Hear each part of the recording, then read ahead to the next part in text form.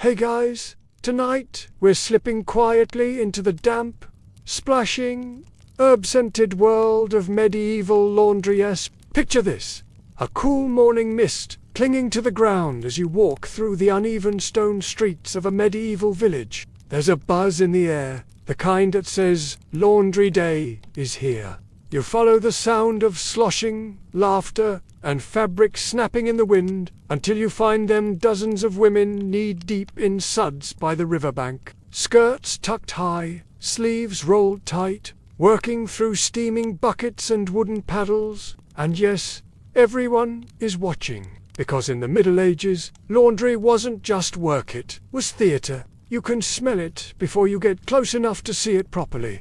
A heady mix of boiled damp linen, wet wool, sweat, and something sharp, like the tang of vinegar or the unmistakable ammonia bite of last week's chamber pot. You probably won't survive this. To be honest, not because people were nosy though, let's be honest. They were, but because rivers were the lifeline of the task. The most common was sopwort, a gentle but frothy herb that foamed up when boiled. In more prosperous households, there might be imported hard soap, usually from Spain or the Islamic world, expensive stuff made with olive oil and caustic lye. But here at the riverbank, the lather is plant-based, cheap and effective. Running water helped rinse out the soaps, clays, and, well, biological matter that clung stubbornly to cloth. There are detailed city laws outlining wash days, water rights, and even paddle etiquette. People got fined for splashing too much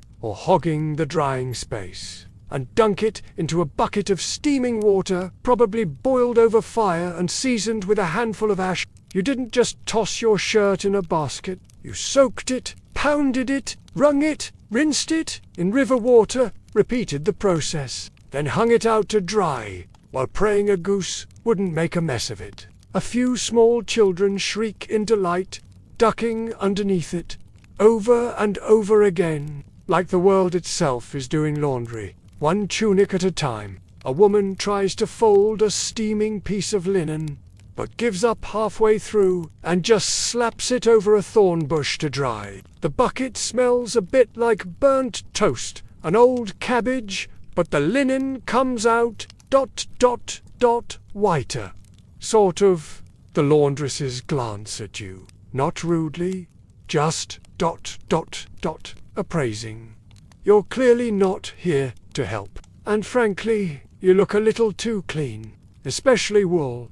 That stuff held smells like a grudge. You wouldn't have made it past the part where the clothes were pre-soaked in ash lye, beaten on stones, then brightened with a substance you definitely don't want in your modern washing machine. So, before you get comfortable, take a moment to like the video and subscribe, but only if you genuinely enjoy what I do here.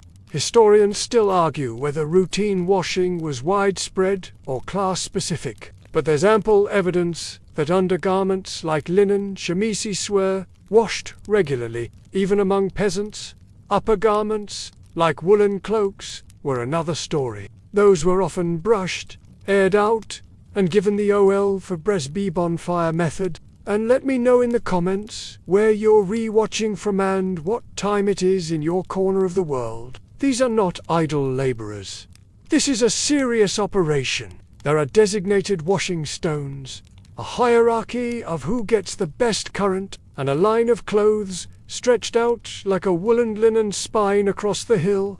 Now, dim the lights, maybe turn on a fan for that soft background hum, and let's ease into tonight's journey together. You trudge down toward the riverbank, drawn by the rhythmic thumping paddles against wood, fists pounding cloth, the low murmur of women chatting and sometimes snapping at one another. In towns and villages across medieval Europe, laundry was often done communally and in public. Soap, if you could afford it, came in the form of soft plant-based globs. Mainstream historians agree that communal laundry was a standard feature of medieval urban life. You watch a woman expertly slap a tunic against a flat rock, then twist it into a tight coil laundry, back then, was a full-body experience. Oh, and if you think medieval people only washed their clothes once a year, think again.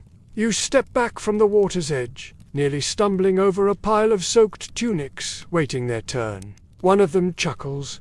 "Never trust a shirt with no creases," she says, wringing out a sock so hard it makes a noise like a goose in distress. You nod solemnly, unsure what that means, but respecting the energy. Behind her, a girl is shaking out a sheet with theatrical flair, snapping it like a banner in the wind, and in the background, always, the river sings its quiet, patient song, pulling away the dirt, the ash, the grime of daily life. You stay a while at the riverbank, just close enough to the heat of the work without getting roped into it, which is probably wise, because now you're starting to notice something. Not all laundry workers are created equal. There's a rhythm to their hierarchy. As layered as the petticoats they scrub, they're scrubbing smaller pieces, carrying water, or standing elbow-deep in buckets full of mystery cloth. They're in charge of the pre-wash, which includes scraping mud off tunics, untangling socks from undergarments, and yes, sometimes wringing out urine-soaked cloth from pre-soaking basins. You try not to make eye contact with that pile. One girl is holding a shirt up to the light, trying to figure out which way's inside out. Swears it's goat's blood, but I've seen that shade before. One of the younger girls has slipped while rinsing a table runner, and now stands knee-deep in the stream, holding it aloft like a banner of surrender. No one rushes to help her, but everyone takes a moment to chuckle. Even the older women crack a grin. Laundry day is brutal, but it has its moments. And, well, she shouldn't be hanging that type of lace out in the open. Not if she's unmarried. It's part news broadcast, part soap opera, and entirely irresistible. It's a social network, a communication channel, and, if you're paying attention, the beating heart of the neighborhood's information economy. In fact, laundresses were famously well in a tunic with embroidery, a delicate veil, a pair of crimson hose that look like they belong to someone who drinks imported wine and makes regrettable romantic decisions. Did you finish the abbey's robes? You spot a tunic with mended elbows, a priest's robe still dripping, a baby's cloth diaper stretched tight between two branches, which brings you to the awkward reality of medieval laundry as scandal bait. But here, among these suds and stories, is something brightly human. Gritty, yes. Smelly, absolutely. But also, surprisingly alive. No one has time for softness. But there's affection in the way they swap stories, in the way they check a neighbor's work and nod in approval. The hierarchy remains, the rhythm steady. You know now this is not just where garments get clean. Even in the eye, they knew who had lice, who was late with rent, who'd been hiding blood on their linens, and who had suddenly started wearing someone else's undershirts, often unmarried or widowed, frequently working near riverbanks, fountains, or shared washhouses. They were visible, very visible. Too visible for certain pearl-clutching types. She's probably been at it since sunrise. And judging by her face, she's still not entirely sure it's not a small tablecloth. In Paris and Florence, for example, public fountains were popular washing spots, but laws occasionally restricted how many women could use them at once, likely to preserve order, but probably also to limit the giggling and if they want them holy, they'll dry fast. Historians still argue whether these laws were about hygiene, water rights, or good old-fashioned gender anxiety. You wouldn't think a group of women elbow-deep in lie would be the center of medieval social life, but here they are, arguably as important as scribes or midwives, more popular than both. And as we all know, nothing says, "I know your secrets," quite like folding your breeches. Closest to the good, strong current stands, the most experienced women elders with scarred hands, wrinkled brows, and voices that cut through the morning fog like butter. They bark instructions, swap rumors, and occasionally sing just to drown out the slap slap slap of the wash. Farther downstream are the younger girls, apprentices in Walsard's boot. Then there's the true bottom of the ladder, newcomers, the temporarily disgraced, or those who can't afford to be picky. This isn't just a workforce. Mainstream historians acknowledge that laundresses often held a peculiar power in medieval society, not because of their wealth, but because they literally handled everyone's dirty laundry. You overhear snippets of conversation as you wander along the bank. Somewhere a priver, a splash, then laughter. You glance at the cloth piled nearby, some of it surprisingly fine. Laundresses, while respected for their craft, were also targets of gossip themselves. Some city ordinances tried to control where and how laundry could be done, and yet the laundresses endured, because no matter how fussy the mayor got about public morality, someone still had to wash the underpants. One older woman calls out to another, "Mariette."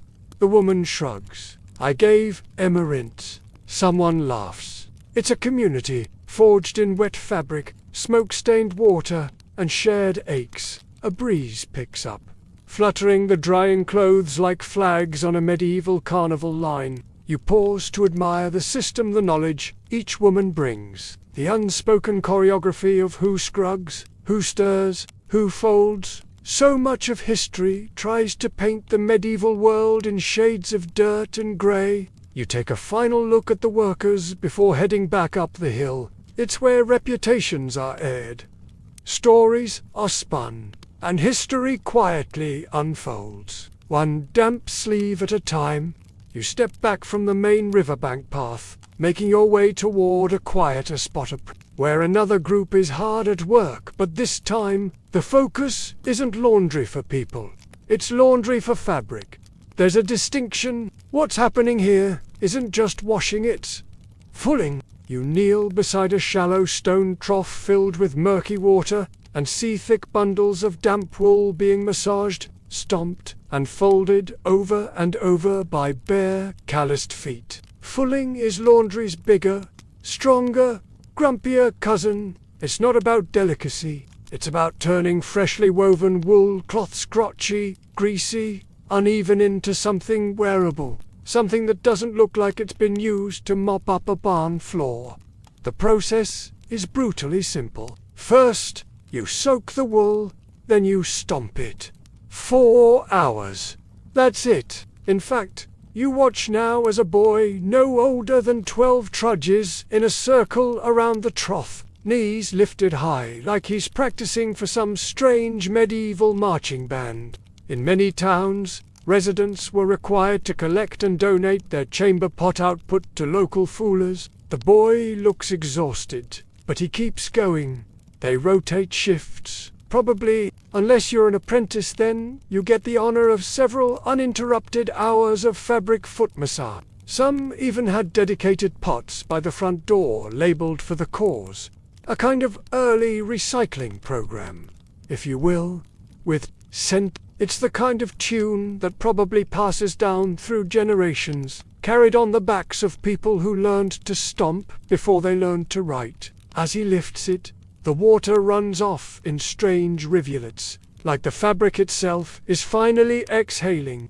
It's surprisingly beautiful, in a damp, slightly aromatic way. The cloth squishes and shifts beneath his feet with every step. Their work was critical, but also messy, smelly, and often relegated to the outskirts of towns. "To wake it up," he says, grinning when you raise an eyebrow. You don't argue. The cloth does look more alert afterward. Like the laundresses, they occupied a strange space, respected in a grudging way, but definitely kept at arm's length. Mistake, they now smell like eau-de medieval vat. You're starting to see laundry not as a background task, but as a process packed with purpose. A craft, a calling, Maybe even a kind of quiet magic. A signature blend of wool, human effort, and history's least romantic cleaning agent. And you begin to understand why laundry, in this world, was never just about getting clean. Especially once the smell set in. It reminds you of bread dough being kneaded. Which makes sense, really. Both involve patient pounding, warm water, and a lot of work before anything even approaches comfort. Around the edges, older workers stir the water, making sure no folds, clump, or miss a turn. You'll never see the fooler's hands on the finished product, but their footprints are literally embedded in the wool. So yes, that fancy red wool robe the bishop wore to mass may have once done time in a vat of vintage pea. The air smells like wet dog and faintly fermented flour. You consider backing up a step, or 6, someone's dyed cloak, still deep red from madder root, or maybe cochineal if someone's gotten fancy. You wonder who'll wear it next a merchant, a scholar, a thief, whoever it is. They probably never think about this exact moment of a boy with tired legs and a tub full of sour suds, making sure the cloak won't fall apart after 3 rainy days in the woods. Mainstream historians explain that fulling was essential to making wool viable for medieval use. Raw wool, straight off the loom, retained oils, dirt, and uneven fibers, because the most effective fulling agent, urine, fulling helped mat those fibers into a tighter, more durable weave. And it also brightened the cloth, at least in theory. But here's where it gets juicy literally. Specifically, stale urine. It was acidic, slightly soapy, and helped strip oils and gunk from the wool. Fringe interpretations argue whether all foolers used urine or just the poorer operations, but even well-funded monasteries wrote about its effectiveness. You watch the stomping continue. There's a rhythm to it. A sort of splashing metronome. Someone nearby wrings out a large sheet of cloth, dark grey and coarse. You sit on a rock, watching the wool settle into its new shape, softer, tighter, more uniform. A nearby worker starts humming a simple melody, no words. Hard work makes soft cloth, someone mutters, not even looking up.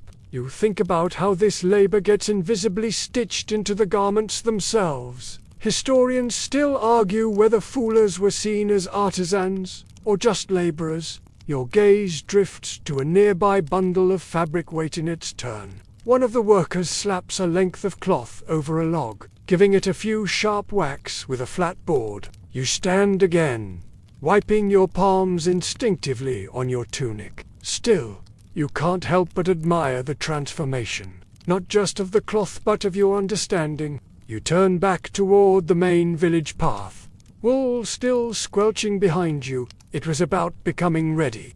You're back on the main path now. Though path might be generous, it's more of a muddy trail laced with hoof prints, wheel ruts, and the occasional very suspicious puddle. As you walk, your nose catches that unmistakable smell. Again, sharp, sour, familiar.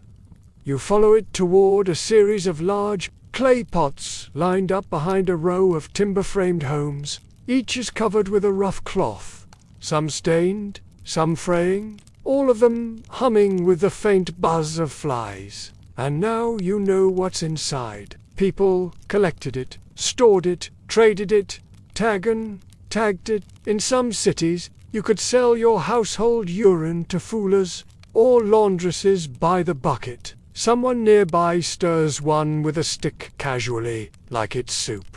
They're prepping a pre-soak. You pretend not to gag. Welcome to the part of laundry that medieval people accepted with alarming casualness: urine, especially linen, which liked to yellow, stiffen, and generally act like it had a grudge against being worn. Homemade soap existed mostly animal fat, boiled with lye butt. It smelled like doom and didn't last long. So for tough jobs, you started with the strong stuff. Human stuff. The polite term was chamber lie, and for hundreds of years it was a cleaning staple. Half comedy, because yes, people joked about the pee keeps it from stinking too much, she offers. Others point to water alone working just fine in less greasy contexts. But, in truth, it probably wasn't a choice. For the average peasant or townswoman, it was the only method they could afford. A bold claim. A few kids run by, playing with sticks, completely unbothered by the smell. This is just life. Normal. Expected. As ordinary as brushing your teeth if, you know, toothbrushes existed in any consistent way. And you suddenly realize, no matter the materials, no matter the smell or the struggle, getting a garment clean was a small, stubborn form of victory. And it worked. It was cheap, plentiful, and mildly alkaline, one stellar property that made it great for breaking down oils and softening fabrics. You notice someone has hung lavender stems above their wash line, trying to chase away the stink. Because if medieval laundry has taught you anything so far, it's this. The deeper you go, the weirder and more impressive it gets. Another woman has tied small pouches of herbs mint marjoram, maybe some sajonta, the drying rack. Not perfume exactly, but a fragrant little effort at civility. It's like watching someone make bread dough. If bread dough had once been socks, you peek into one of the pots. Nope, no further action needed there. The scent is up. She's got a pile of undergarments next to her mostly linen shifts, aprons, and what appears to be a pair of trousers that have seen some stuff. She notices your look. But here's the fringe. Details: some laundresses believed that whose urine mattered. Stronger smelling or darker urine might work better, especially from heavy beer drinkers. One even wrote that urine collected during a full moon was best for whitening. The sun hits it just right, and it looks ... clean. Not fresh by your standards. Maybe, but clean. And soft. You file that under aisle. Never test this. Mainstream historians agree this wasn't unusual. In fact, ancient Roman texts recommended urine-based treatments for togas, and medieval manuals carried that wisdom forward. You duck under a line of drying linens and find a woman pouring a pail of warm urine water mixture into a wooden basin. It gets the stains out, she says. Much more than soap does. And she's not wrong. Soap was expensive, imported. If you wanted the good stuff, another laundress leans over and adds a handful of ash to the mix. You watch as they knead the garments in the basin with practiced hands, turning the fabric gently but thoroughly. Laundry, in this form, becomes a sensory overload.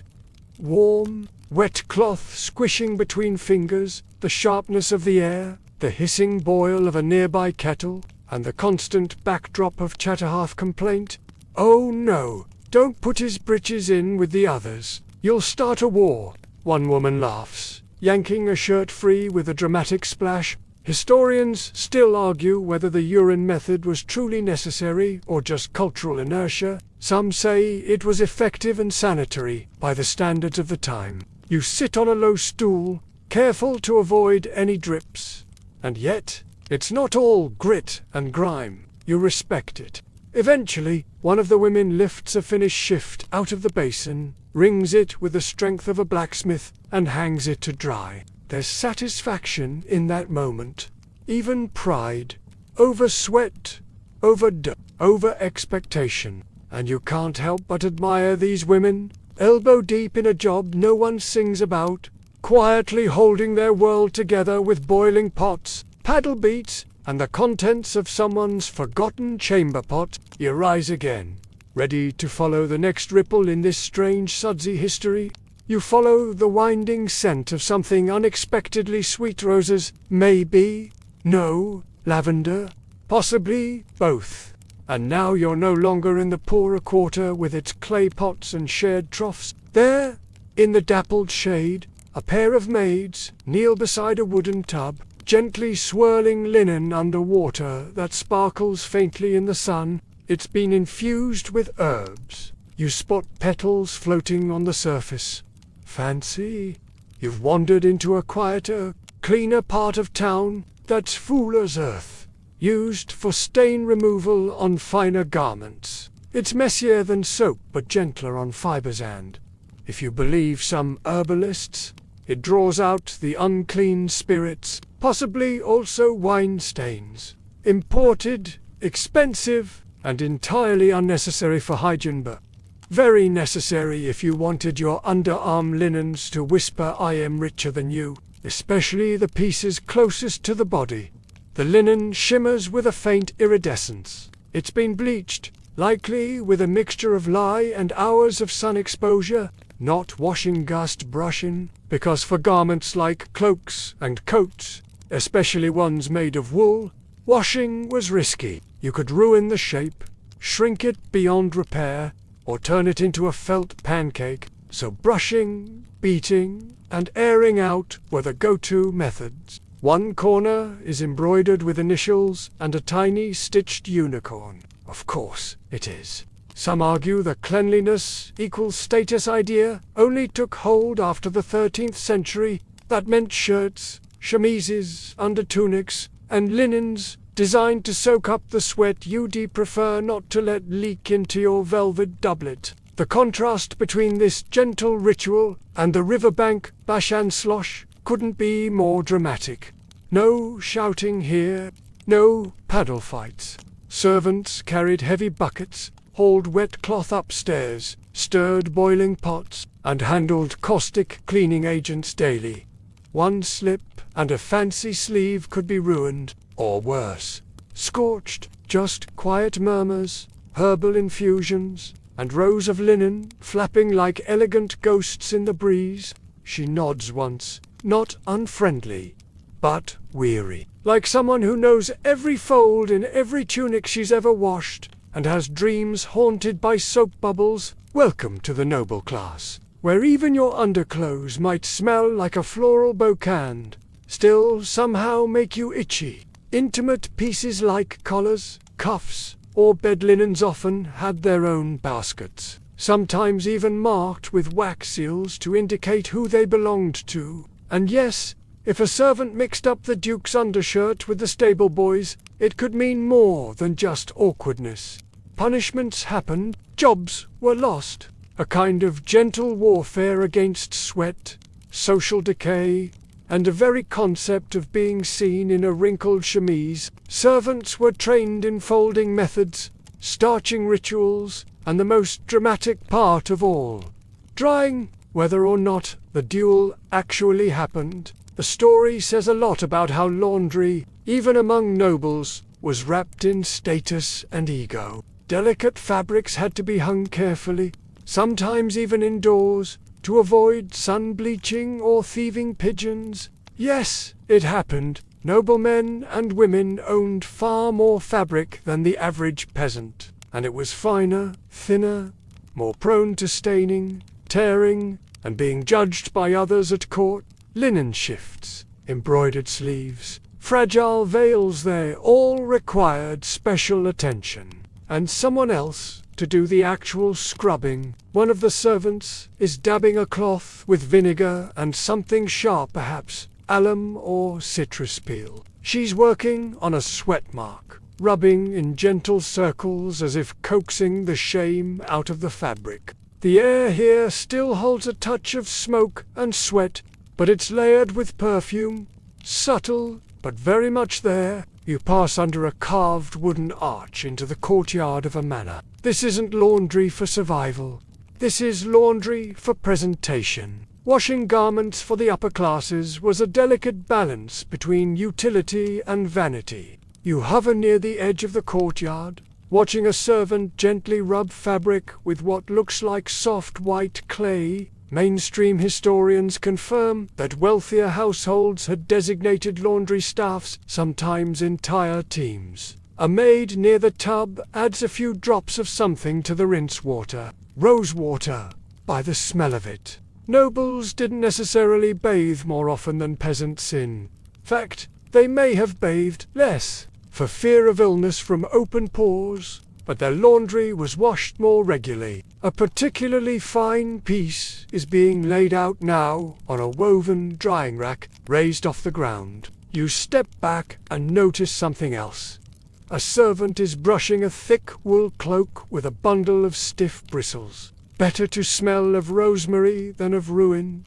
One of the servants murmurs to no one in particular as she drapes the cloak over a wooden horse. There's a clear pecking order in noble laundry. The more personal the item, the more careful the handling. Fringe records mention a bizarre laundry-related duel in 14th century Burgundy, in which two noblemen argued over a misidentified shirt allegedly marked with a distinctive hemstitch. As you watch the linen ripple in the breeze, you notice another practice. Historians still argue whether noble households washed their clothing themselves in early periods, or always relied on staff. Others believe that even early medieval elites cared deeply about the appearance and scent of their wardrobes. You can see why, but don't be fooled, this was still labor. Just because the soap smells nice doesn't mean the work was light. One of the younger maids looks up at you, catching your gaze. You return the nod and step back, letting them continue the quiet choreography of noble cleanliness. Because in this world, laundry isn't just about fabric, it's about face.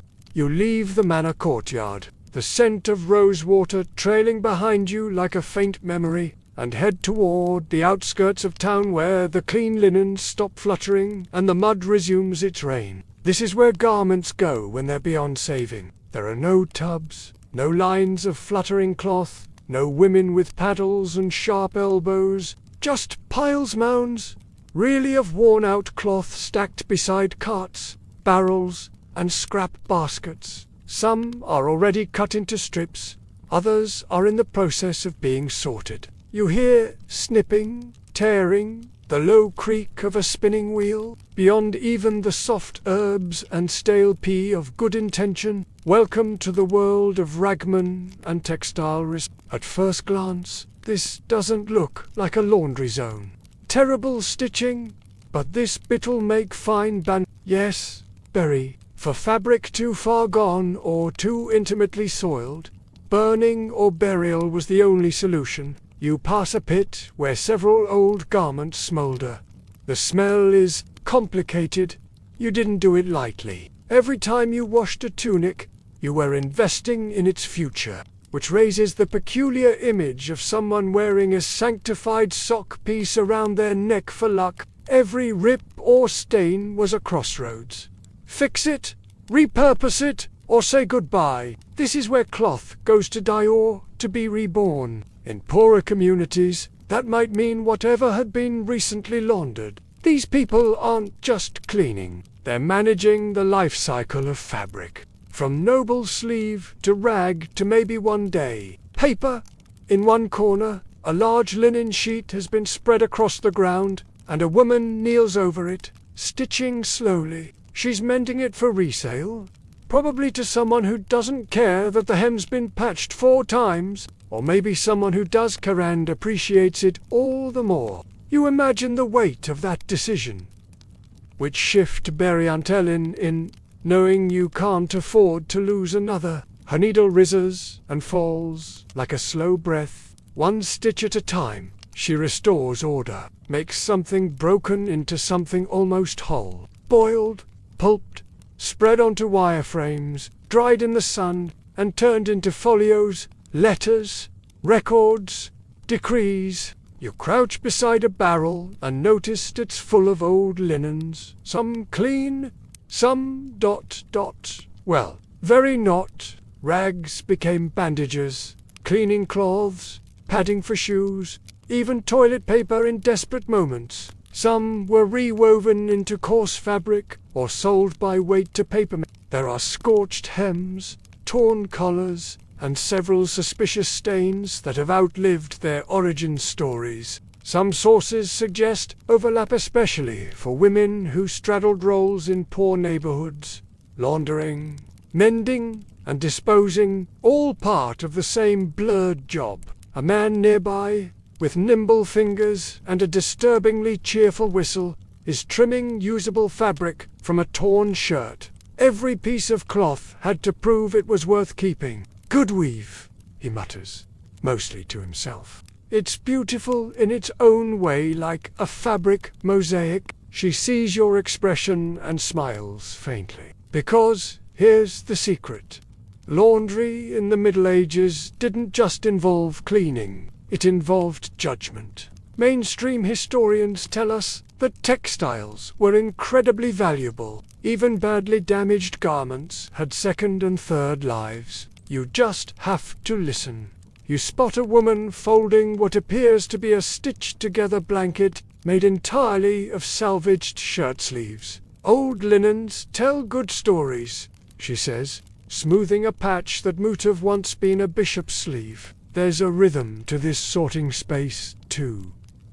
Quiet, but steady. Clothes get tossed in one pile or another mend. Somewhere to your left, a boy picks through a stack of baby clothes, carefully separating the clean parts from the haunted ones, as he calls them.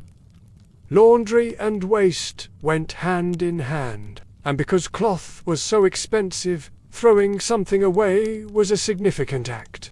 And sometimes saying goodbye was symbolic too. Some funeral rites involve washing and wrapping the dead in their best or cleanest. Fringe accounts even describe certain religious orders collecting worn cloth from convents and monasteries, cutting them into strips, and blessing them as protective charms. Historians still argue whether laundry workers participated in these late-stage cloth rituals, or if the task shifted entirely to rag collectors. You step back from a pile marked usable and feel a quiet respect settle over you. Yes, that's right, some of the rags you see here, if sold to the right merchant, will end up in vats at a You blink. Somewhere in the future, a scribe might write a royal tax edict on what was once someone's underpants. History has a sense of humor. A wind picks up and stirs the piles. Fabric flaps like half-forgotten flags. You watch her for a moment, and you realize, even here, where cloth comes to be judged and discarded, there's still the same quiet hope that maybe, with enough care, even the dirtiest, the tornest, the most unloved fabric still has a use. You move on from the ragyard, stepping carefully over a tangle of frayed thread and bits of cloth that cling to your boots like needy ghosts. As the sounds of snipping and sorting fade behind you, your attention shifts to something far livelier: laughter. It leads you around a bend where a low wooden structure stands, more of a lean-to than a proper building. But it has benches, a few barrels, and a surprisingly large group of women, all talking at once. A familiar sight now, but something's different here. They're not washing. They're waiting. Not that anyone seems to care. The conversations here are loud, layered, and often hilarious. Welcome to the medieval washhouse. Cuir gossip was the soap that kept things moving. That thing looked like it lost a fight with a candle. You find a spot near a wall and pretend to adjust your bootstrap, giving you the perfect excuse to eavesdrop, she says. Her husband's tunic shrank because of bad wool. Bad wool, one woman snorts. But neither theory explains why it's still hotly debated next to a stack of steaming shirts. Sage, maybe, or thyme. You ask about it, and she says it softens the fabric and wards off mildew and bad spirits. She winks. You hear someone humming what sounds like a work song, slow, repetitive, designed to pass the time. A lullaby, almost. Another woman joins in with the harmony. The notes rise and fall like waves. Her shift is damp, and she's clearly done working for now. She fiddles with a cloth doll made from laundry scraps, one eye drawn on in charcoal, the other probably just imagined. Her mother whispers something to her between folding tunics. Or at least my mother thinks so. I just like the smell. It's not ruled by clocks, but by water temperature, by sun position. Steam hisses up in a sudden burst, scattering a few sparrows from the rafters. Everything here is practical, and yet full of absurdity. Bird prints on undergarments, burned cuffs from fireside drying, soap that's gone hard as stone because someone left the lid off the ash barrel. One lands right in the middle of a drying tunic. It hops once, twice, and is promptly shooed away with a yelp. You see joy, stress, cooperation, stubbornness, skill, shame, and laughter woven together through fabric and steam. Undergarments here, tunics there, aprons folded into thirds. You watch a woman finger the edges of a shirt as if reading it like Braille. She's looking for holes, not rips, but tiny weaknesses, the kind that turn into disasters when the tunic is pulled too hard. Next time someone bends over to pick up firewood, the shirts flap gently. Someone nearby is still singing. By how long it takes for a sheet to drip dry, or a shirt to stop smelling faintly of onion stew. Work happened, yes, but so did matchmaking, medical advice, negotiations, jokes, prayers, and, occasionally, a full-blown argument with a laundry paddle as the main weapon. One swears by moonlight drying. It draws the stains out gently. When to patch, when to pretend you didn't see the tear, and when to start eyeing your neighbor's wardrobe for potential hand. In one village chronicle, an elderly washerwoman was supposedly able to smell sin in garments. More likely, she just had an excellent nose for wine, perfume, and the faint musk of guilt. The other insists the high sun is nature's best scrubber. Moonlight won't lift sweat from a bishop's collar, she snaps. Another pipes up, I told you. She's using goat soap again? The one that smells like death and moldy cheese. You can't help but grin. This is the social engine behind the laundry process. Because here's the secret no one tells you. For many women, the washhouse wasn't just about chores. It was community. A medieval version of the water cooler. Your co-workers were your neighbors. Midwives, healers, gossips, and maybe a thief or two. Mainstream historians have written about this, how washhouses, bathhouses, and public fountains became unofficial gathering places for women. You watch two older women argue about the best day to bleach linen. Historians still argue about moon bleaching. Some believe it was superstition, others that it prevented over. One young woman nearby is brushing a sheet with a bundle of dried herbs. This is where laundry meets ritual. And suddenly, you feel it. This strange, half-forgotten rhythm of domestic time. A young girl leans against a barrel, swinging her feet.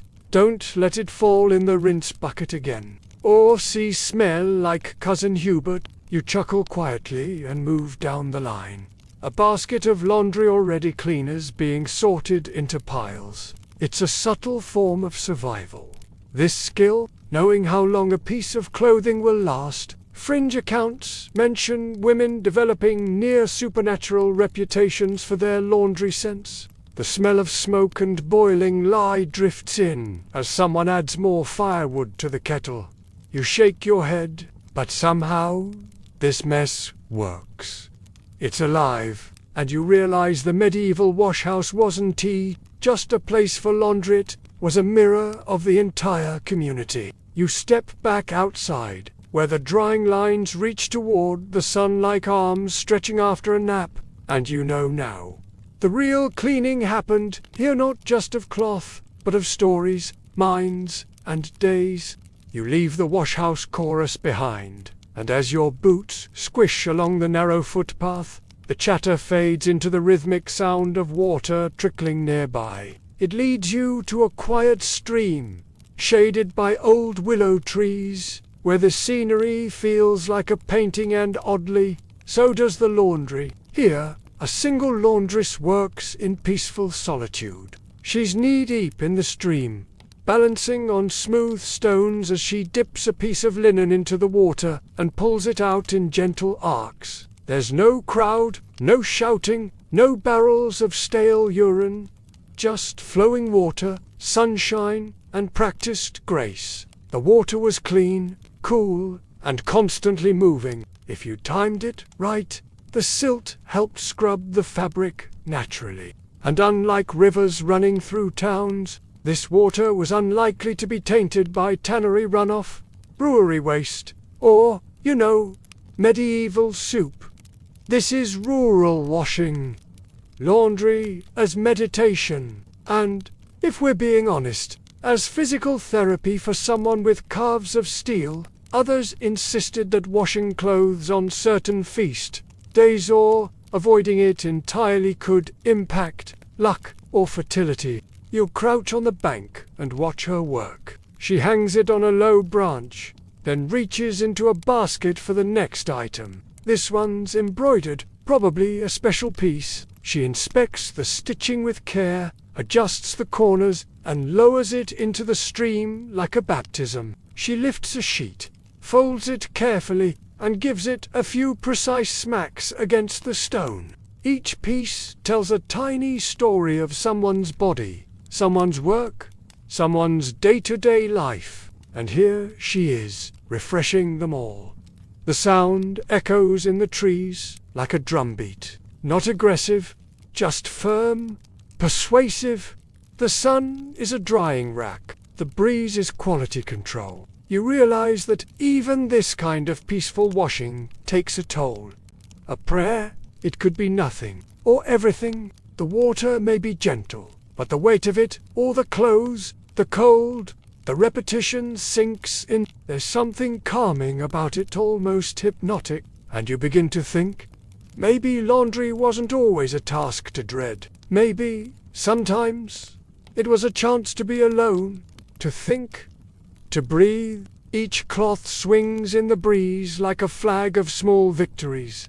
Not quite crisp, not quite new, but clean, touched by sunlight, ready to be worn again, like she's asking the dirt to kindly leave. Each movement is careful. She never lets the cloth slap the water or tangle in the current. For a moment, you imagine doing this weekly, hauling heavy baskets down narrow dirt paths, washing for hours, fighting against fabric that resists cleanliness like a toddler resists bedtime. Not a work song, not quite, just a tune with no real start or end. She hums as she brushes at a stubborn spot, adding a dash of lye soap she probably made herself. Her hands are steady, reddened by the water, but skilled. You can tell she's done this since childhood. Maybe her mother did too. You'd have to time it between rainstorms, plan for enough daylight, hope no one upstream decides to clean fish guts at the same time.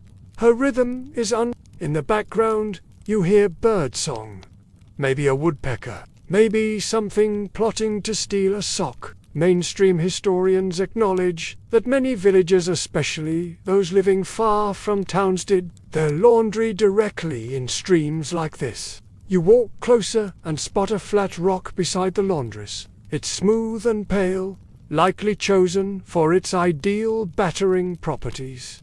There's something oddly elegant about it. She notices you watching and smiles. This stream listens better than most people, she jokes.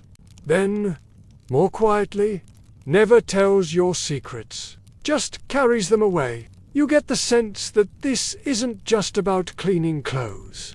It's about clearing the mind. Fringe traditions describe stream washing as a kind of ritual. Some claimed that rinsing garments in moonlit water could protect the wearer from illness or betrayal. Historians still argue whether these were genuine beliefs or just charming excuses to delay doing the laundry. Either way, the practices stuck around. The woman wrings out the cloth with a steady twist, the water cascading off like a tiny silver waterfall. You glance at the rest of her basket, a pair of soft hose, a tunic with mismatched buttons, and what might be a headscarf woven with a faded floral pattern. It strikes you that, in this rural setting, there's no firm divide between work and nature. The water is both tool and companion. A frog croaks nearby, like it has something to contribute. You sit beside the stream and dip your fingers into the cool current. Still, there's a quiet dignity here, a slowness that feels like a rebellion. The laundress begins to hum a soft melody. She pauses at one point to stretch, arching her back and rolling her shoulders. You hear her whisper something as she folds the tunic. A phrase, then she lifts her basket, shakes off her hands, and begins hanging the last few items from a rope strung between trees. You stay a moment longer, watching the cloth ripple against the sky, to remember that even in a world of dirt and struggle, something as simple as water and fabric could offer a sense of control and quiet.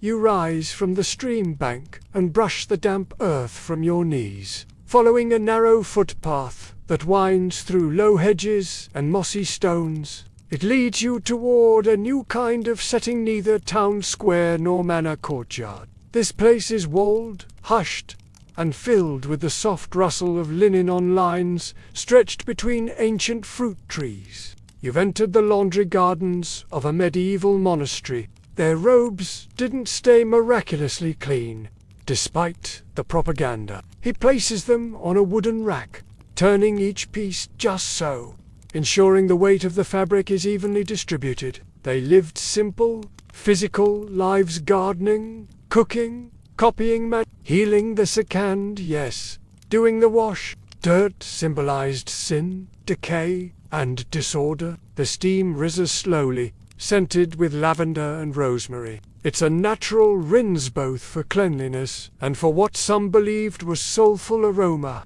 You can see the care in each fold, the gentle stitching at the hem. He moves slowly, like each stroke carries intention. The waxy glint of a candle mark, probably from hours spent copying texts by firelight. These aren't just clothes, they're witness to the daily rituals of a community bound by prayer and routine. Robes were marked with initials, numbers, or even colored thread patterns to denote ownership, work, rank, or laundry cycle. It was order of the divine kind. Because yes, even in celibate silence, smelling faintly of herbs was preferred over mildew and goat. Clean robes, freshly washed bedding, and linen altar cloths were signs of spiritual discipline. Others prized self-sufficiency. It depended on the order, the region, and how many sheep they had access to for wool bartering, you remember. Many monastic communities also served as hospitals. That meant bloody linens, pus-soaked cloths, and the kind of bodily mess most medieval folks avoided whenever possible. The monks didn't. They washed.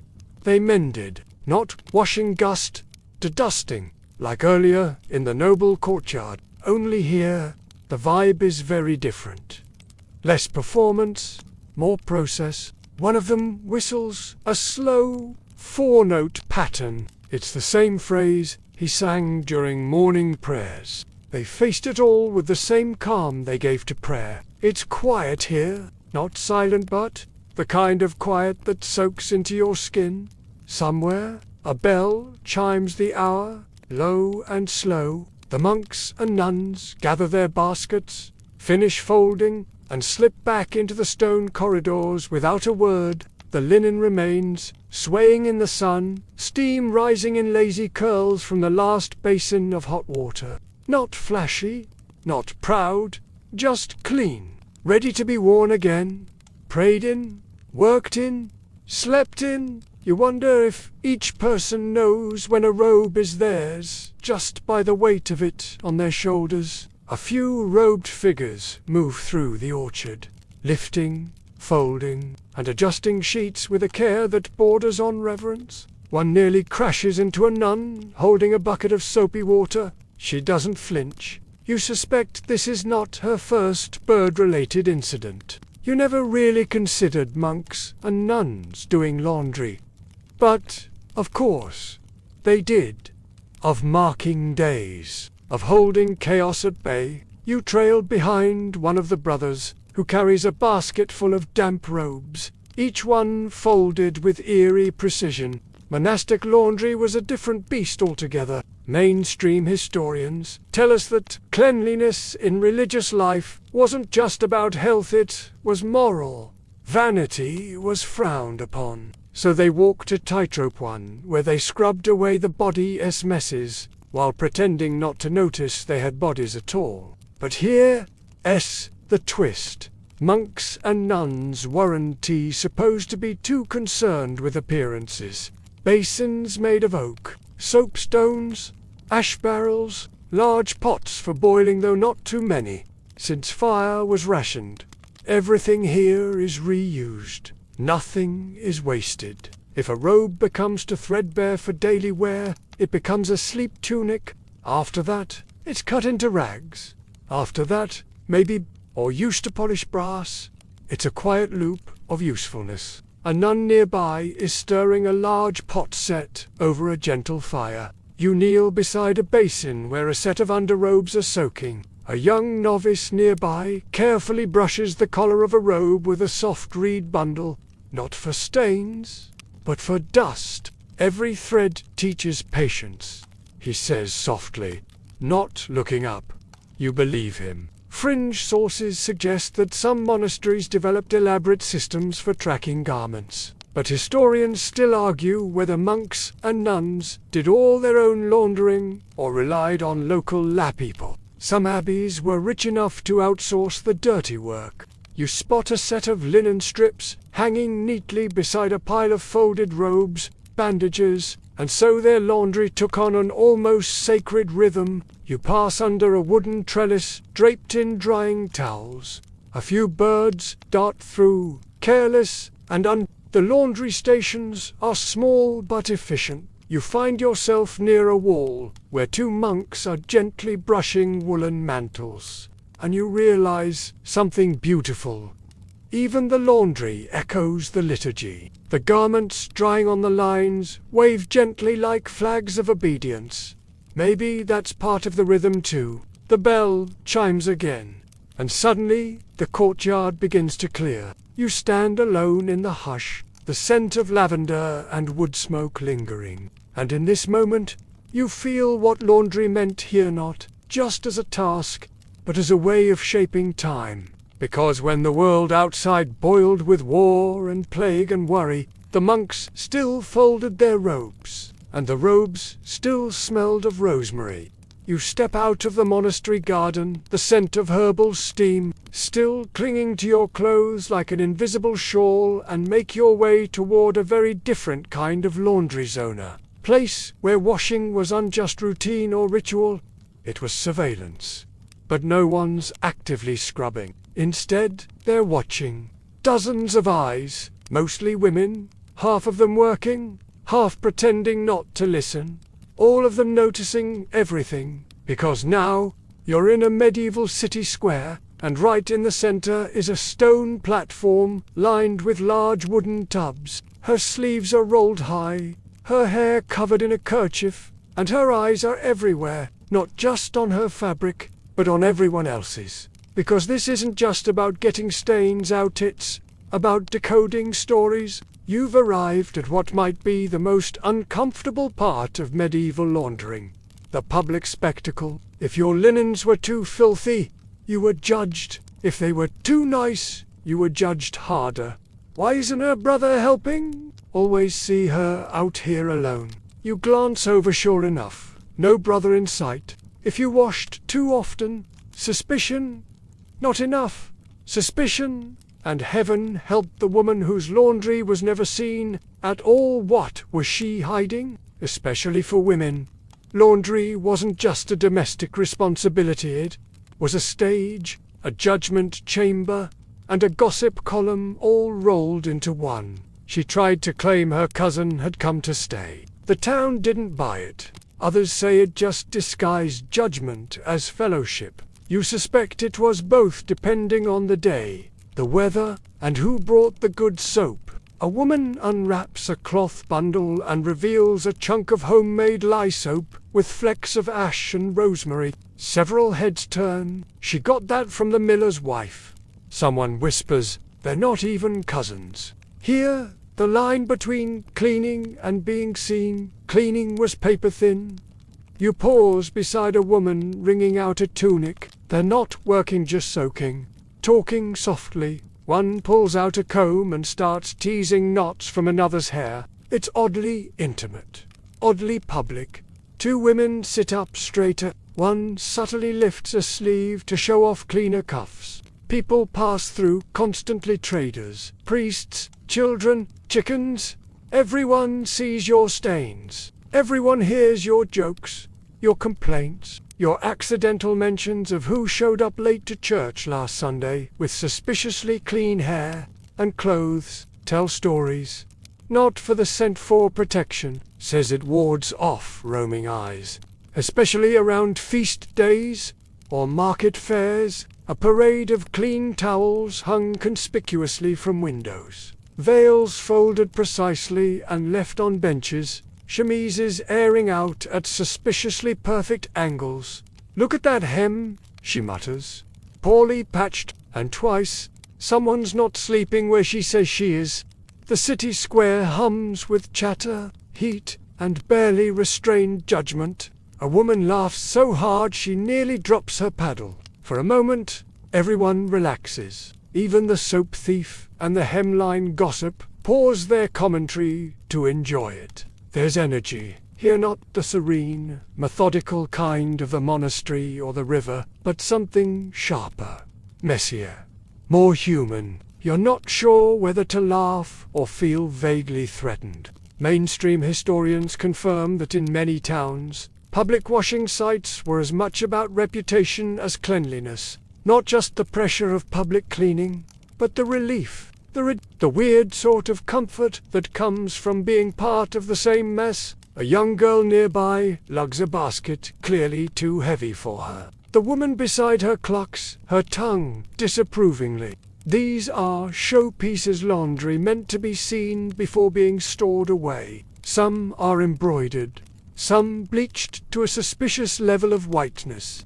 Suddenly, laundry feels less like housework and more like open-air theatre. This space, with its stone benches and low tubs, isn't meant for privacy. Fringe records mention a case in Flanders where a woman's affair was uncovered solely based on how often she appeared at the washbench with two men's undergarments instead of one. Historians still argue whether this laundry as observation model empowered women or simply policed them further. Some say it was a rare space of female community and autonomy. Soap here, by the way, is hot property. You move toward a quiet corner, where a few older women sit with their feet in a shallow basin.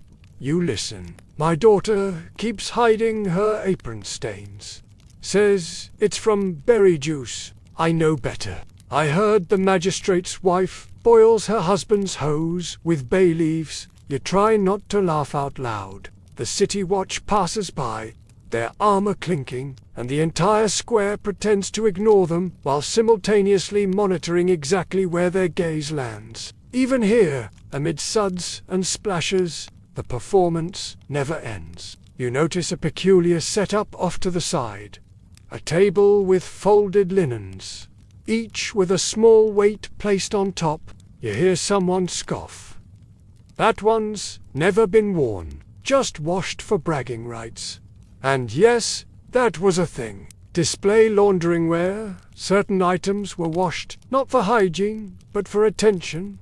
Laundry, a signal, a status, a soft power. You lean against a warm stone wall, taking it all in. Someone nearby spills a bucket and shrieks. Water cascades over the stones. And just like that, you see another side to this spectacle. Because in the end, no matter how clean the linen or how public the wash, everyone here is soaked in the same water. And tomorrow, someone's going to drop another bucket.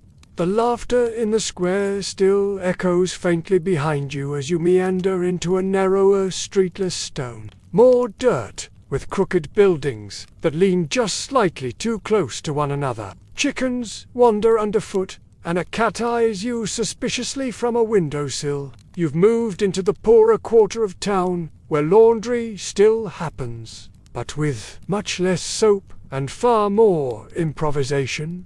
Smoke, boiled roots, something vaguely like vinegar, and something else that smells like old onions and hope. No fancy tub, no stone trough, just her, the board, and whatever rainwater she managed to collect this week. Here, the glamour of monastery, lavender, rinses, and neatly displayed underthings gives way to a raw kind of laundry, clever and deeply rooted in survival. The first thing you notice is the smell. Not unpleasant, just strong. They didn't always have soap, or lye, or thyme. It's a medieval washing machine. Human-powered agitation. Their feet are red from the cold water, but they don't stop, though they never wash. But look closer. They did what they could, with what they had. A clean shift wasn't just about comfort, it was about dignity, about not letting the dirt win. His sister follows with a single bar of hardened soap, carefully wrapped in rags. She sets it down like it's gold. It might as well be, the fabric's threadbare, nearly translucent, and repaired in more places than not. You wonder how many times it's been stitched, how many bodies it's warmed, how many nights it's slept through. The rhythm of stomping covers up the hunger in their bellies and the holes in their shoes. Some say there was a weekly rhythm, even among the poorest. Then mine. Now it'll be the baby's. We just turn it around and call it a dress. Others suggest it was dictated more by luck. A warm day, a few extra coins, a neighbor willing to lend soap. They knew how to blend plant matter, which riverbanks had the softest sediment, which hour of the day lent itself best to scrubbing out wine from wool.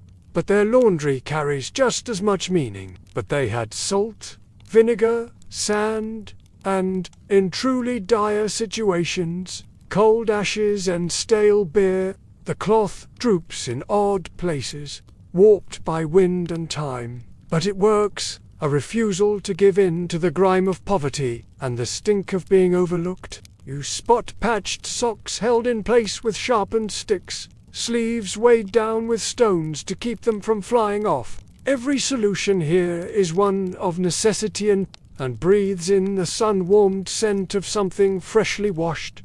It's not lavender. It's not fancy soap. One recipe recommends urine and crushed chalk. Another calls for a widow's tears, probably metaphorical. Hopefully, it's stiff with soap, but it's clean. You hear a child laugh inside. Somewhere, a dog barks. Someone spills water and curses softly. A woman stands in front of a cracked wooden house, scrubbing a pair of breeches against a board nailed over a rain barrel. It's not boiling water. It's a mixture of nettles and ash and sopwort, bubbling slowly. She stirs it with a stick that's stained from hundreds of previous brews. This is her magic, her potion, and the laundry she pour it over will be cleaner than you'd expect. You step closer, and she glances up, wiping her brow. Don't need a river when you've got elbows, she says, grinning with the resigned humor of someone who's made peace with scrubbing other people's pants forever. Mainstream historical records often leave out the ingenuity of the working poor, especially when it came to laundry. You peek into a tiny side alley and see two girls stomping on sheets in a barrel barefoot, laughing, trying not to slip.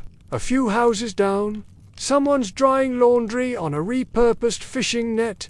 There's a myth that the poor didn't care about cleanliness. Historians still argue whether poor households had fixed washing schedules or just cleaned things when they became too stiff to bend. A boy drags a heavy tub into the sun and sighs like he's hauling treasure. You pause near a tiny garden, more weeds than vegetables, where a shirt is drying over a broken fence post. A woman nearby notices you looking. "That was my brother's," she says, not unkindly. You nod. No comment feels big enough for that kind of resourcefulness. Farther down, a woman stands over a kettle suspended above a smoky fire. Some fringe accounts describe laundry witches, not actual practitioners of magic, but women with reputations for making the best soap substitutes. One of them might be stirring that kettle right now. You pass under a window where a shirt hangs from a nail, drying with the help of a gusty breeze and what little sun filters through. And in all this bustle, this effort, you realize something: these people may not have the luxuries of the manor or the quiet of the monastery, maybe more, because each clean garment here is a rebellion, a quiet one. A woman pulls a sheet off the line and holds it to her face. She closes her eyes, just for a moment, but it's hers, and somehow that's enough. As you leave the winding back streets of the poorer quarter, your path leads you toward an open field on the city's edge. The walls are distant now, the air fresher, the clang of hammers and market bells is replaced by the flutter of linen and the occasional bleat of a goat. This is the drying ground, and it is huge. It's oddly beautiful, an accidental tapestry stitched by necessity. Instead of risking mildew in damp alleys, people would bring their freshly laundered items here to dry. Yes, but also to show off just a bit, because even drying your clothes had a performative edge.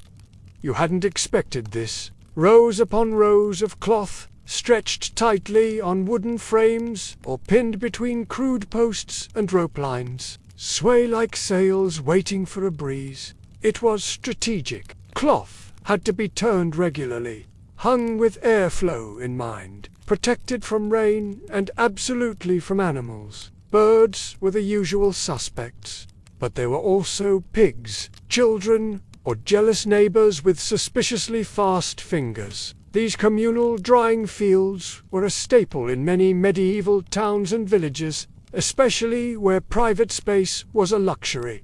Others claim that a repeated exposure, combined with ash soap and proper rinsing, could create stunning results over time. A dance of pegs and flaps and hands pinching edges. You pass a pair of women gossiping as they retie a rope that started to sag. You suspect both are true depending on the fabric, the patience, and whether a goat walked across it mid-process. She smooths a wrinkle like a proud artist brushing a final stroke. You catch her muttering, "If the baker's wife hangs her linen crooked again, I swear I'll—" A woman nearby stands with her hands on her hips, inspecting a tunic she's just hung. Or maybe he's just enjoying the power. The crows don't seem especially intimidated. Bleached flat, sun-dried, probably destined for a healer's shelf. It must be aired out after damp storage, or it'll grow mold. You wonder if that flag once flew at a tourney, or if it just decorates the tavern on feast days. Even here, laundry and health overlap. One woman flips a strip over gently, murmuring a rhyme, under her breath something about knots and healing herbs. A striped sheet, baby born, red cloth, wedding, blue-dyed banner, someone's past. Wool was rarely hung, lest it stretch. This method, slow drying in the sun on flat surfaces, was more common for heavy or delicate garments. There's a peace to this stage of the process. The hard work is done. Now it's waiting, drying, letting the wind and the sun do what they do best. Someone here knows what they're doing. Historians aren't unanimous on that theory, but it paints an oddly charming picture. She notices you and shrugs. It's not vanity, it's standards. People saw it, judged it, admired it, envied it, sometimes even stole it. But in this wide-open space, for just a few hours, clothes danced like they belonged to the sky. Someone else hung a pair of hose, far too close to the ground. They drag slightly in the dirt. A small boy walks by and sneezes into one. No one notices. You decide not to say anything. White wasn't just a color, it was a status symbol. The brighter your linens, the more diligent you were. especially if your bleach was moon-enhanced, or yes, those were real things. Mainstream history reminds us that drying wasn't just a passive step. You spot a man in a corner with a long sticky S, gently waving it to scare off crows. Some linens here are bleached, not with chemicals, but with sunlight. Sun bleaching was slow, repetitive, and highly prized. Baby shifts, toddler hose, a single tiny hat that looks like it belongs to a medieval mushroom. You smile, picturing some frazzled parent wrangling toddlers while balancing a washtub and keeping the soap from being eaten. Historians still debate how effective medieval sun bleaching really was. Some say it whitened fabric only marginally. There's a rhythm to the field. She's still hanging her linens next to mine, like we're friends, one says. Last week she let her dog pee on my on purpose. She claims it was an accident. Sure. And my tunic grew buttons by itself. It seems even drying laundry isn't free of drama. You crouch near a set of long linen strips carefully draped over a low bush. These aren't shirts or shifts, they're band. A man nearby is folding a long banner, red and gold, tattered at the edge. Not laundry, exactly, but cloth is cloth. Fringe references suggest that during particularly festive seasons, some communities use drying fields as temporary message boards laying out specific cloth patterns to signal local news. You wander a bit more, dodging flapping sleeves and heavy wet cloaks. Off to the side, a row of very small clothes is pinned neatly between two barrels, and just beyond that, a rich, dark cloth, probably wool, spread flat on the grass, weighed down at the corners with stones. You lie back in a clear patch of grass between the lines, staring up at the clouds and watching the linen flutter like sails above you. This was the final public step where laundry stopped being hidden labor and became part of the scenery. And maybe, in a way, they did. You sit up from the grass, brushing a stray dandelion seed from your sleeve, and stretch your limbs with the sluggishness of someone slowly becoming part of the laundry field itself. But the sun is lowering now, and the breeze is shifting, and all the idle chatter of earlier is replaced with focused motion. Drying time is over. If you leave your laundry out too long, it might do overnight or worse, disappear. Somewhere in the distance, a bell tolls, not monastic, this time more urgent, more civic. It's time to bring the washing in. Across the field, figures begin moving faster. Hands tug cloths off ropes, arms fold sheets with mechanical precision, pegs clack into baskets.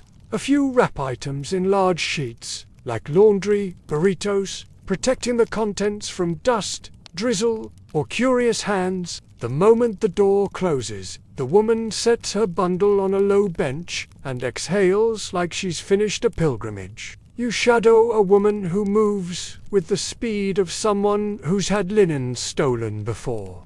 She tucks it into a wooden chest, already half full of fabric stacked so evenly it looks like edible cake layers. You fold it like a prayer, she says softly, so it doesn't curse you later. She grabs her tunic from a low line, checks it for damp spots, and folds it like a letter she doesn't want read. Garments were few, expensive, and time-consuming to make. It's not going well.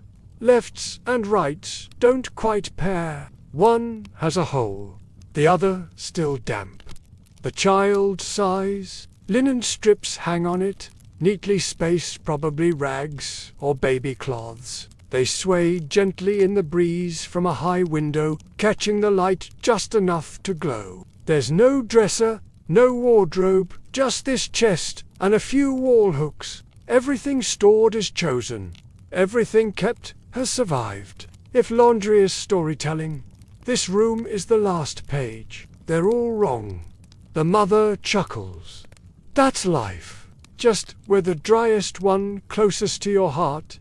The urgency has passed. The laundry is done for now. Tomorrow might bring more stains, more stories, but tonight the garments are stacked, the water is drained, the soap is drying by the fire, so they were folded with intention, creases aligned, seams protected, lace guarded. Some women learned precise folding patterns from their mothers. Bay leaves for moths, rosemary for rot, mint for mischief. Others argue most people had only one and went naked or half-clothed while it dried. Then again, maybe they just borrowed. Maybe modesty was more flexible than we assume. You imagine opening a chest and being hit with a whiff of basil and cloth. Medieval Yankee Candle moment. A well-folded tunic could last years longer. A poorly folded one could wrinkle into early death. Next to her, a younger girl struggles with a stiff woolen overcoat. It flops like a fish, refuses to behave. The woman sighs, takes over, folds it in to smooth motions. You can tell she's done this 100 times. And you realize something else. Laundry wasn't just about scrubbing and drying. It was also about storing. You sit quietly as the two women negotiate. Soap for a half cup of lye, a drying rack borrowed next week, and one shared patch of sunny fence. Nothing is wasted. Nothing is free. But no one's alone. Back inside the winding streets, you follow the procession of clean fabric returning home. Some carry baskets on hips. Others balance folded stacks on their heads. You follow one such burrito bearer into a modest house, where the air still smells faintly of yesterday's soup. Now comes the folding. And folding, in the medieval world, was practically its own science. Mainstream accounts tell us that cloth was precious. You sit beside the woman as she smooths out a shift and folds it into a neat triangle. You wonder how many curses have been avoided through tidy corners. Nearby, a child is tasked with matching hose. Fringe stories suggest people used lavender sprigs or sachets of herbs in their storage chests, not for scent alone, but to ward off pests. Historians still debate how many garments the average peasant really owned. Some say 2 full sets, one for wearing, one for washing.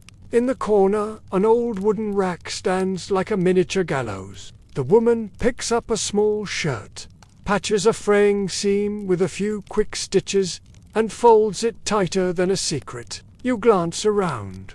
A neighbor knocks skis, holding a bar of soap. A trade, you help fold a towel. It's scratchy, clean, smells faintly of vinegar and effort. As the light outside fades into twilight, the room feels softer, and somewhere, probably under the bed, is a single sock, still damp and hiding from responsibility. The scent of vinegar and drying soap still lingers in your nose as you step back outside, the streets now lit only by flickering torchlight and the warm glimmer from windows where people are settling in for the evening. You pass by a shutter creaked open just enough to hear the faint hum of a lullaby and the soft clatter of a dinner plate being stacked away. But not everyone's finished. At the edge of the square, under a sloping roof where barrels line the wall and chickens shuffle into their coops, someone is still doing laundry. You can tell from the slump in her back. This is laundry done in exhaustion, not ritual. Her child sleeps nearby, curled up under a wool blanket, still faintly stained with berry juice or maybe something less charming. Not because they want to, but because the day didn't allow it earlier. It's a woman in her 40s, sleeves damp, hair escaping its pins, wringing out a cloth over a wooden basin lit only by a sputtering oil lamp. And so you meet the final type of laundress, the after-dark washer. Mainstream records rarely mention this. Why would they? Laundry was assumed to happen by daylight, outdoors, where it could dry properly. These aren't just clothes, they're lifelines. Identity, reputation, warmth, the difference between comfort and exposure, between getting through winter or freezing under a thatched roof. The care you give them is the care you hope someone might one day give you. Some suggest it was seen as suspicious. What? Were you hiding, washing things in the dark? It's a chemise, delicate and fraying, repaired with 3 different shades of thread, as if to say, this still matters. I still matter. They shake, just a little, as she folds the cloth and sets it on a chair. Probably one of only 2 she owns. The firelight dances through the thin fabric, casting ghost shadows on the wall behind it. You catch only fragments. She found a tear in the lady's veil. He spilled wine again on the priest's robe, this time. I used rosemary. She thinks it's lavender. Others say it was a mark of quiet diligence, a small rebellion against a day that gave no time to care for yourself. But some had no choice. Night washing was for the overworked, the widowed, the servant who spent the entire day on someone else's linens and had to do her own after hours. You step closer, silently. The splashes are softer. The jokes are murmured, not shouted. Even the fabrics themselves seem quieter, as if they understand they're being handled by tired hands. A job too small for songs, but too sacred to skip. She doesn't look up, just keeps scrubbing. One last washer kneels by the bank, using moonlight to guide her work. She dips a white cloth into the shallows and wrings it out with the grace of repetition. Not frantic, not joyful, just necessary. A tune passed down with stitches and stains and stories, too fragile to write down. You notice the soap is thinner. Here may be stretched with water or bark, may be used for a month already. Still it foams faintly, struggling along. Historians still argue whether laundry at night was frowned upon or simply ignored. You suspect both were true. Again, she hangs a garment near the fire, not too close, just enough to soften the damp. In this quiet moment, you feel it. The vulnerability of laundry. She finally glances at you. Doesn't say a word, just nods. And that's when you notice her hands. Raw, red, fingertips swollen slightly from the cold water and the roughness of lie. It's not glamour, it's not ritual, it's survival. And yet even here, under a guttered flame and a sky too dark to see your breath, she smooths each fold with precision. You step away, leaving her to her final rinse. Further down, you pass a small group of servants, whispering over a tub in an alley sharing water. Maybe stories, maybe plans. Laundry in the dark has a different sound. Less clatter, more hush. You reach the edge of the town where the river reflects the stars like scattered pearls. It's the most poetic kind of labor, the kind no one sees, and yet everyone depends on. You sit by a rock and watch her. She hums, something low, familiar, and slowly the water stops rippling. The night stills, the wind settles. All around the village, the cloth is folded, the buckets are emptied, the fires die down, and tomorrow, just like yesterday, someone will wake early, roll up their sleeves, and begin again. Because in a world held together by prayer, wood smoke, and stubborn routine, laundry was the quiet ritual that stitched the hours. Even in the dark. By now, the village has mostly gone still. Chimneys send up the last curls of smoke. Windows flicker once or twice before going dark. Even the hens have stopped their feet. You walk slowly, hands tucked behind your back, down a narrow path lit only by the moon and the lingering warmth of spent torches. It's the quietest hour, the perfect time to visit the final, often forgotten stop in the medieval laundry cycle. The wardrobe. His wife snips off a thread here, rubs in a little ash soap there, folds a cuff. They're not showing off, just keeping things orderly. Clean clothes meant order, predictability, control over at least one corner of the world. Or, more accurately, the trunk, the wall hook, the bundle wrapped in linen and tucked behind a door. Wardrobes, in the grand sense, were for nobility. But everyone, yes, even the humblest washerwoman had a system, not just for ownership but as a way of asserting that even the unseen layers mattered. You step into a small cottage. Inside, a man carefully unfolds tomorrow's clothes. A tunic, loosely pressed between two heavy tiles to keep the wrinkles down. Maybe both. Maybe the smell of musty linen could make or break a marriage contract. A mother lines up her children's shifts on a bench, folded more out of habit than space. Ghostly ropes swing just slightly in the breeze. A single forgotten sock hangs like a flag of surrender.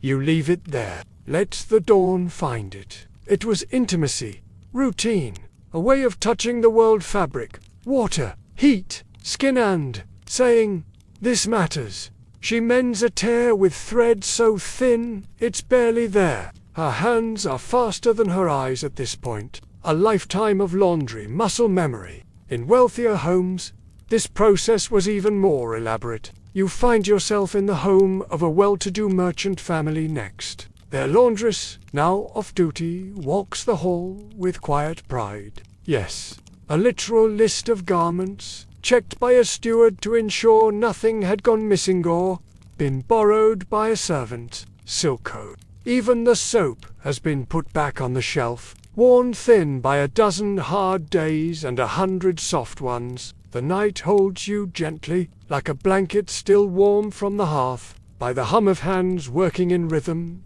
not for glory, but because that's what life demands and what care provides. The day is done. The rush of scrubbing, the chattering women, the river's icy bite, all of it fades into the slow rhythm of breath and stillness. A clean shift could help you marry. A bleached sheet could help you heal. A patched tunic meant you were still trying, still claiming space. Present, lady's veil, folded with lavender sash, Sir Edmund's riding cloak, sent for mending. The stakes of misplacing laundry here were surprisingly high. Garments are layered in trunks by fabric type, wrapped in cloth to keep out dust and insects, and damp earth wrapped around your shoulders like a shawl. The washing is done. The stories have been folded, and somewhere, someone is already dreaming of tomorrow's rinse. A carved cedar chest near the bed holds linens, faintly perfumed with crushed rose petals, petals purchased, not grown. Here, cleanliness was reputation. If a nobleman arrived with a rumpled surcoat or a yellowing underlayer, people talked. Laundry was armor as much as appearance. You spot a page boy placing boots beside a folded chemise. His motions are precise. He hesitates, unsure which corner to tuck in. You help, gently nudging the fabric into place. And in a nearby manor, you catch sight of something rare. A laundry inventory scroll. Fringe accounts even describe noblewomen embroidering identification symbols into their undergarments, like medieval name tags. Historians still argue whether these meticulous records came from genuine cleanliness or elite anxiety. In the darker corners of town, there are no scrolls, just memory. Beside her, a teenager sharpens a wooden peg, prepping tomorrow's wash. You smile. It never ends. You find yourself once again in the drying field, now empty, moonlit, and you realize something. Medieval laundry, for all its grime and labor, wasn't just a cycle of wash and repeat. Every scrubbed hem was an act of love, of care, of resistance, and in a world where life was chaotic, often brutal, and rarely fair, that meant everything. You sit quietly on the edge of a well, the stars thick above you, the scent of old soap and so, the wind out begins. Your body softens now. Let the image settle. A single white cloth swaying on a line, drying under the stars. No hurry, no judgment. Just quiet movement in the dark. The fires are low now. The buckets are empty. The garments are folded, tucked away. In this sleepy silence, The world feels stitched together by the small things, by wash basins and wooden pegs, by shared jokes over wet sleeves. Your limbs are heavier now, your thoughts slower, and if one small part of you still hums with motion like a tunic flapping in the wind, let it fade, let it still. You are safe, you are warm, and you are clean. Good night, traveller of tangled sheets and sun-drenched linen.